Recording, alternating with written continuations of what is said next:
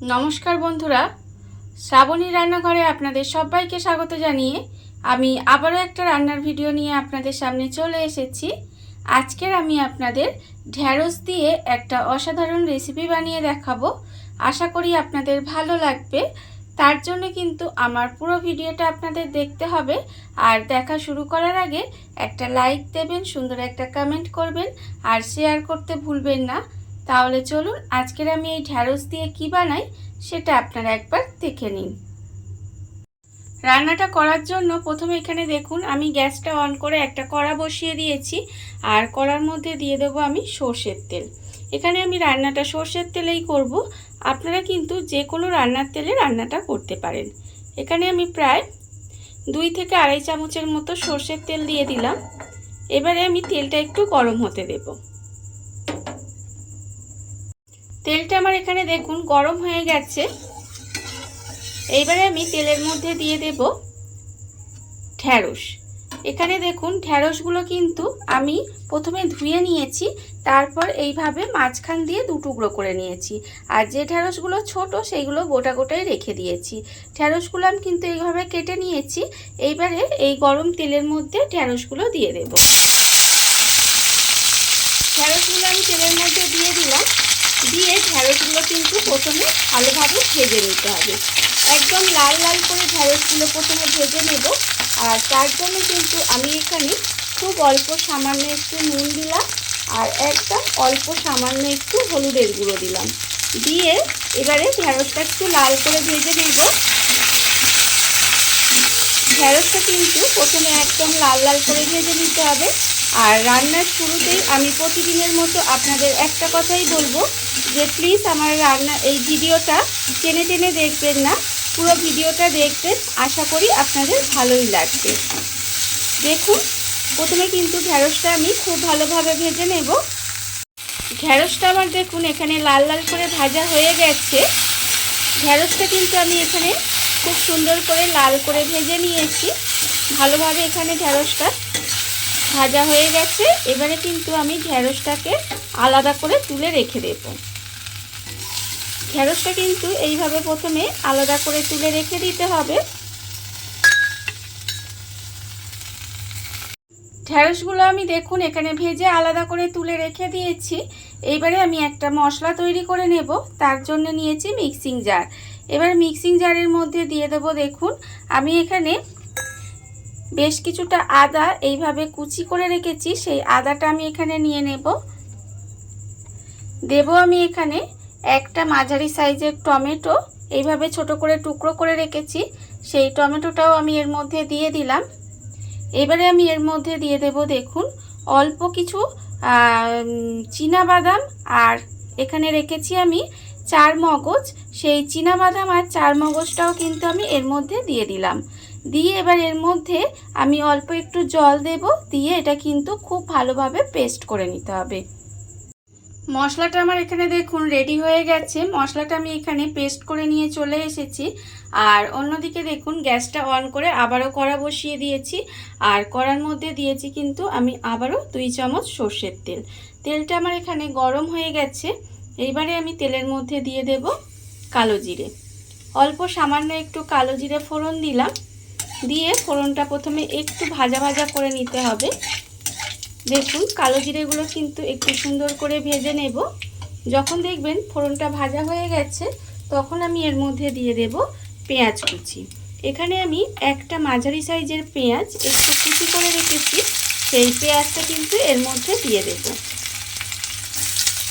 পেঁয়াজটা আমি এর মধ্যে দিয়ে দিয়েছি। এবারে পেঁয়াজটাকে কিন্তু প্রথমে খুব ভালোভাবে একটু ভেজে নেব।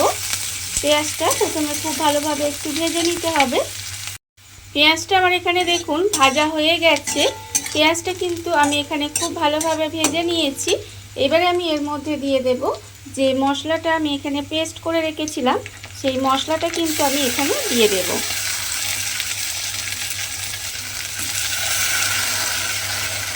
মশলাটা আমার এখানে দিয়ে দিতে হবে।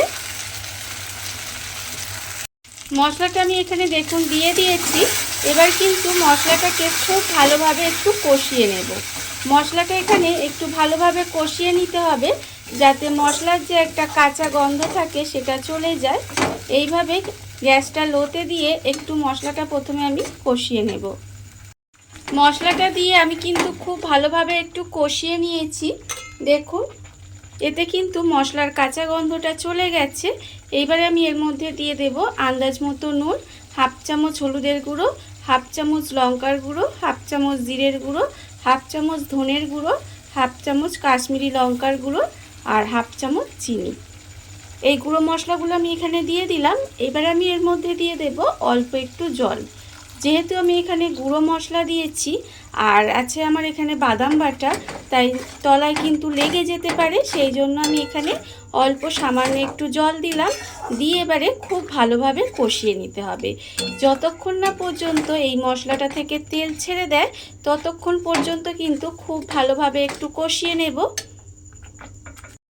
মশলাটা আমার এখানে দেখুন খুব ভালোভাবে কষানো হয়ে গেছে।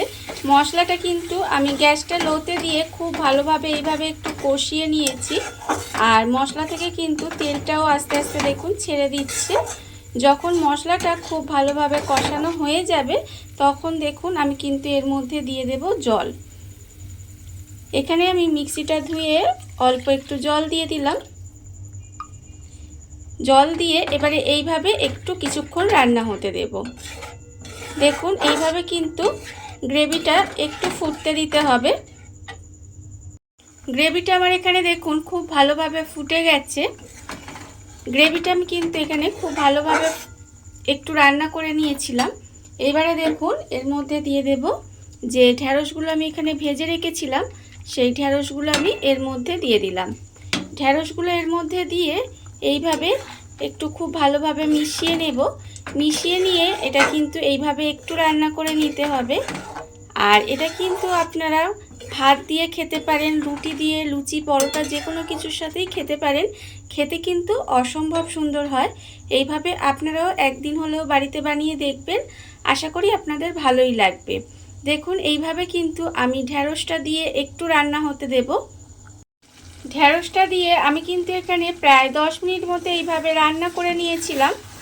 দেখুন রান্নাটা কিন্তু আমার এখানে প্রায় হয়েই এসেছে।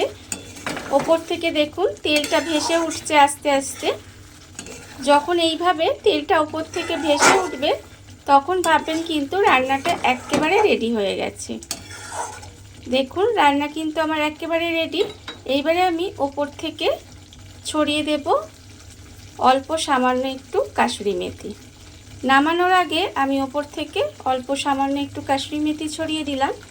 দিয়ে এটা কিন্তু একটু হালকা হাতে মিশিয়ে নেব। মিশিয়ে নিলেই কিন্তু রান্না আমার একেবারে রেডি। দেখুন বন্ধুরা, বাড়িতে থাকা কত অল্প উপকরণে কত অল্প সময় কত সুন্দর একটা ঢ্যাঁড়সের রেসিপি তৈরি হয়ে গেছে, আপনারা দেখতেই পেলেন। আর এটা কিন্তু খেতে অসম্ভব সুন্দর হয়। এইভাবে আপনারাও একদিন হলেও বাড়িতে বানিয়ে দেখতে পারেন। আর এটা কিন্তু আপনারা ভাত, রুটি, লুচি, পরোটা যে কোনো কিছুর সাথে খেতে পারেন। খেতে কিন্তু খুব ভালো লাগে।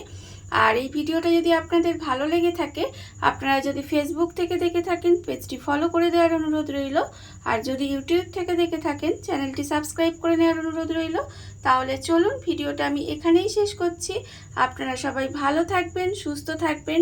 আবারও হাজির হব নতুন কোনো রান্না নিয়ে।